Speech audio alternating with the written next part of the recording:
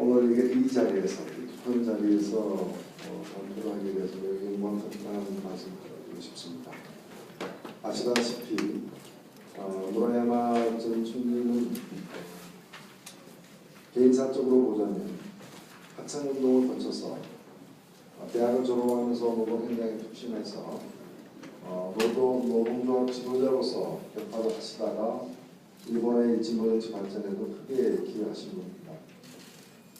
15년 전에 저희들이 한국에서 진보정당을 새롭게 준비해 나갈 때 당시 총리셨던 무라야마 전 총리는 저희들의 일종의 정신적 멘토였습니다.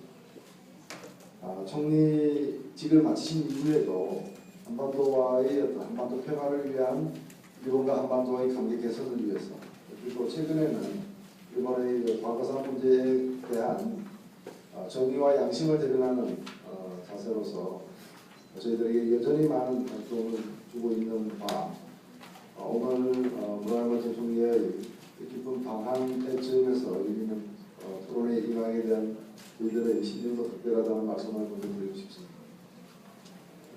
지금 아시다시피 한일 관계는 전후 70년 이래의 최악의 상태라고 해도 과언이 아닐 정도로 몹시 우려스러운 상황에 처해 있습니다.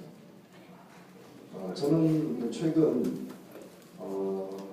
일본 정치학회 이사장을 지낸 야마구치 치히로 홋카이도 교수와 만나서 긴 시간 얘기를 나눈 바 있습니다. 이 야마구치 교수가 한 얘기 중에 아직도 충격적으로 귀에 남아있는 얘기는 일본의 유일한 야당은 이제 미국이다라는 발언이었습니다. 아베의 독주를 견제할 만한 힘이 일본에는 더 이상 없다라는 얘기. 어찌 보면 일본 바깥에 있는 미국이 유일하게 아베 정권에 대해서 그나마 견제할 잠재력을 가진 세력이라는 뜻이기도 했습니다. 다소 과장된 표현으로 들릴 수도 있겠지만은 이 야마구치 교수는 어찌 보면은 2009년 일본 민주당이 집권할 때 상당한 역할을 했던 분이고 지금도 지속적으로 민주당의 브레인 역할을 하고 계신 분입니다.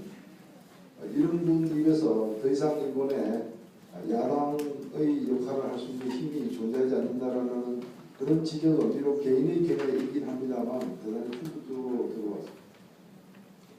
그러나 저는 이 일이 최근에야 발생한 어떤 일회적인 현상은 아니지 않느냐 이런 생각을 하고 있습니다. 사실 1955년 체제, 이른바 55 체제가 이 해체된 이후에 여러 우여곡절은 있어 왔지만은 지금 같은 상황은 예비되고 또 축적되어 왔다 이렇게 생각합니다. 그런 점에서 저는 이 상황이 경우에 따라서 좀 나아질 수 있는 그런 어떤 상황이 아니라 병이 점점 깊어가듯이 현상이 고착화되어 가는 그런 과정에 일단 놓여 있는 게 아닌가 생각합니다. 이 현재 상황의 배경이 되는 어떤 중국을 보더라도 중국은 앞으로도 더욱더 경제적 지위는 높아져 갈 것이며 군사적 정치적인 어떤 팽창 정책은 지속되리라고 보여지고, 그러한 것들은 일본 국민들에게 경제적 지위 추락에 따른 어떤 불안감을 다른 방면으로 해소하려는 그러한 시도, 노력을 더욱 기울이게 만들지 않을까 하는 점에서도 역시 마찬가지라고 보고 있습니다. 미국도 마찬가지입니다. 미국은 폭발할 수도 있는 일본의 병 출입구를 막고 있는 병마개와 같다라는 지적도 있습니다만, 다른 한편으로 보면은 미국의 대중적 세계 전략의 어떤 그 변화, 한국에서 이미 실현되고 있는 전략적 유연성, 그 프로그램 속에서는 일본은 과거에 한국에 주한미군이 있듯이 주인미군이 있는 정도가 아니라 동아시아 지역에서 미국 군사력의 허브 기지로서의 성격된 지위를 갖다가 이미 미국으로부터 요구받고 또 수용하고 있는 그런 상태입니다. 그런 속에서 일본이 그에 기대서 지금 같은 중국 혹은 한반도와의 그 긴장을 감수하면서 과거사 문제라는 영도 문제를 갖다가 제기하는 것은 지금의 어떤 기조가 계속 유지될 가능성이 매우 높다라고 봅니다. 반면에 한국 정부는 뭐 이미 무모하게 독도를 대통령직을 방문했던 뭐 이명박 정부의 행태에 이미 본도할 가치조차는 없다고 봅니다만 박근혜 정부 역시도 속수무책으로 지금 대응을 하고 있습니다. 사실 지금 박근혜 정부의 대응도 어떤 정교한 프로그램이나 미래 해법을 가지고서 전략적으로 움직이고 있는 것으로 보이진 않습니다. 과거사 문제 등 역사 인식 문제와 관련해서는 국민들의 어떤 정서에 편성해서 대책 없는 강경책 일변도로 나아가고 있고, 또 다른 한편으로는 집단적 자유권 행사와 같은 부분과 관련해서는 국내에 제대로 된 논의도 없이 그걸 정부 차원에서 적극적으로 수용하는, 사실상 묵인 방조하는 조금 전에 발표에서도 들었습니다만 일본의 야당들도 반대하고 있는 것을 한국 정부가 먼저 나서서 수용하고 추인하는 그런 이 일관성 없는 태도를 보임으로써 대일 관계에 있어서 속수무책의 난조에 빠져 있다 이렇게 보여집니다. 이런 상황을 볼 때 새로운 어떤 접근법, 새로운 타개책, 또 해결을 위한 좀 창의적인 노력이 어느 때보다 절실히 요구되지 않나 생각됩니다. 이와 관련해서 우선적으로 저는 지적드리고 싶은 것은 이 문제를 어떤 민족 대 민족의 문제로 이렇게 접근하는 데 많은 한계가 있음을 우리는 인정해야 된다고 생각합니다.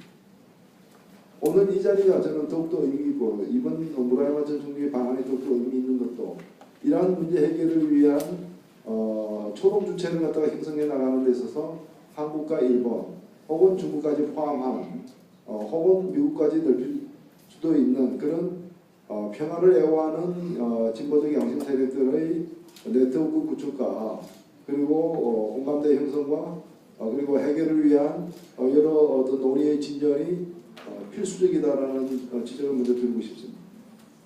두 번째는 과거사는 결코 과거사만으로 해결될 수 없음을 우리는 인정해야 되지 않겠는가. 그런 점에서 어찌 보면은 포괄적인 협의가 필요하다는 점을 말씀드리고 싶습니다.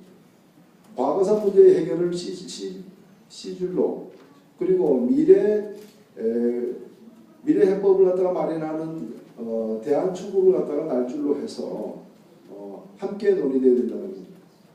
이것은 좀 더 확장해서 보자면은 일본의 문제, 일본으로부터 야기되고 있는 또는 일본으로부터 만들어진 과거사의 문제를 갖다가 다루는 것과 한반도의 이 분단 문제 혹은 북핵 문제를 다루는 것과 이런 문제가 사실은 밀접히 연관되어 있음을 우리는 인정해야 되지 않느냐. 그런 점에서 각각의 것이 낱개로 해결될 여지는 거의 없는 현실이라면은 이 모든 것들이 공동의 선반 위에 올려져야 한다는 뜻에서 저는 오히려 과거사 문제 해결에 있어서도 미래에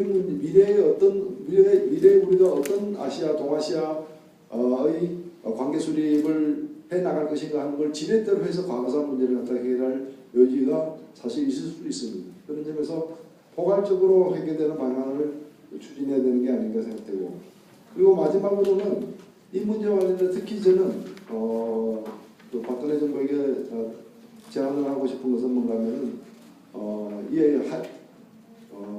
일본 문제, 한일 문제를 해결하는 데 있어서 남북 공조의 필요성에 대해서 새로이 눈을 뜰 필요도 있다고 생각됩니다.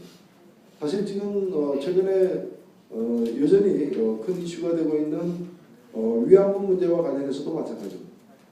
저는 이 위안부 문제와 관련해서 우선 한국 정부가 대법원이나 헌법재판소에서 내려진 판결에 어떤 정신에 근거해서 민간 영역에서 이 문제가 해결되는 식으로 맡겨서는 안 되고 정부와 정부가 보다 더 책임 있게 대상 문제에 나서야 된다고 생각합니다.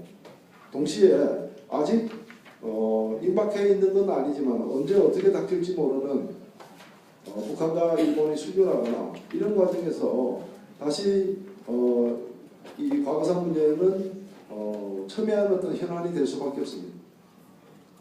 그리고 그 북한과 일본이 만약 수교 단계에 이른다면은 이 과거사를 바탕으로 한 이 배상